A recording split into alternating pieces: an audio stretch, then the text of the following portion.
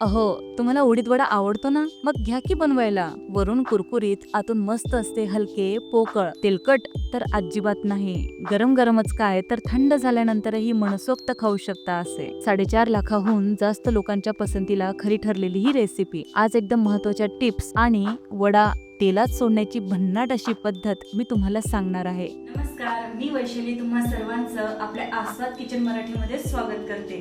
चला तर मग पटकन व्हिडिओला सुरुवात करूया. उडदाचे वडे करण्यासाठी ही 1 वाटी उडीद डाळ स्वच्छ धुवून 6 तासांसाठी भिजवून घेतलेली आहे. यामधील पाणी पूर्णपणे निथळून मिक्सरच्या लहान भांड्यात थोड्या थोड्या प्रमाणात घालून पाण्याचा एकही थेंब न वापरता पल्स मोडवर म्हणजेच काय की मिक्सर हे चालू बंद करत छान बारीक करून घ्यायचं आहे. अगदीच बारीक दळण्याची गरज नाही. बसरटपेक्षा थोडंसं बारीक असेल ना तरी चालेल. डाळ बारीक करत असताना जर आपण पाणी घातलं ना तर मग होतं काय की वडा हा तेलात सोडणं कठीण होतं आणि मग तो तेलकट होतो. आता ही दळलेली डाळ एका भांड्यात काढून घेतली की पुन्हा त्याच मिक्सरच्या भांड्यात जर तुम्हाला मध्यम तिखट हवं असेल ना तर 10 हिरव्या मिरच्या, 7 लसणाच्या पाकळ्या, 1 चमचा जिरे, अर्धा चमचा हळद आणि चवीनुसार मीठ घालून भसरट पेस्ट करून घ्यायची आहे.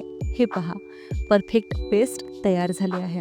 आता या वाटलेल्या डाळीत हिरव्या मिरचीची ही पेस्ट आणि 1 वाटी बारीक चिरलेली कोथिंबीर घालून ती छान मिक्स करून हलक्या हाताने एकाच डायरेक्शनमध्ये 4 ते 5 मिनिटे छान फेटून घ्यायचं आहे. अशा प्रकारे तुम्ही अर्धा किलो डाळ सुद्धा काही मिनिटातच दळू शकतात. फक्त डाळ बारीक करताना चमच्याने 1-2दा मिक्स करून घेतलं की झालं म्हणून समजा. आणि हो, डाळ ही 6 तासांपेक्षा जास्त वेळ पाण्यात ठेवायची नाही, नाहीतर वडे तेलकट होतात. जितकी ही डाळ तुम्ही चांगली फेटून घ्याल तितकीच त्यामध्ये हवा भरली जाईल आणि हे वडे छान टम्म फुगलेले, वरून कुरकुरीत आणि आतून मस्त असे पोकळ बनतात. पीठ हे मस्त असं फेटून तयार आहे. वडे करण्याची ती पद्धत कोणती आहे ते बघूयात. उडीद वडा करण्यासाठी कॉटनचा एक हात रुमाल पाण्यात घट्ट पिळून तो आपल्या डाव्या हातावर पसरून घ्यायचा आणि मग तळ हाताला तेल पाणी लावायचं.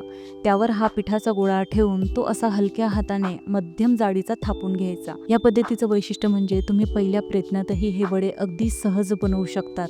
आणि हो, या पिठात सोडा घालण्याची गरज नाही. हे वडे असेच छान फुलतात आणि मनसोक्त खाता येतात.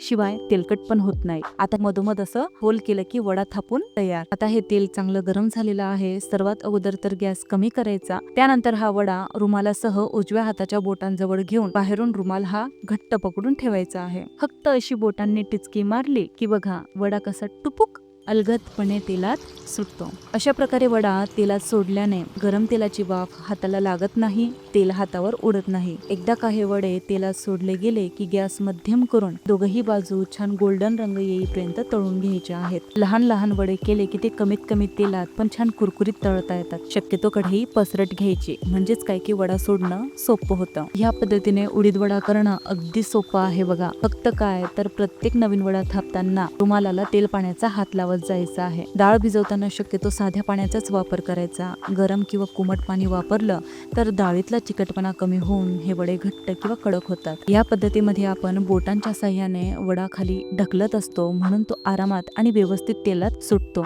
वडे तळताना तेल हे जास्त गरम किंवा अगदीच थंड नको. हे पहा, 2 ते 3 मिनिटातच टम्म फुगलेले सोनेरी रंगाचे छान खुसखुशीत, तेलकट तर बिलकुल नाही असे छान उडीद वडे सर्व करण्यासाठी तयार आहेत. मी तर म्हणते उडीद वड्यासाठी खरंच कोणत्याही चटणीची गरज नाही, पण तुम्हाला जर हवी असेल तर तुम्ही नारळाच्या चटणी सोबत सर्व करू शकतात. रेसिपी आवडली ना मग व्हिडिओला लाईक, शेअर आणि कॉमेंट्स करून आपल्या आस्वाद किचन मराठीला सबस्क्राईब नक्की करा. धन्यवाद.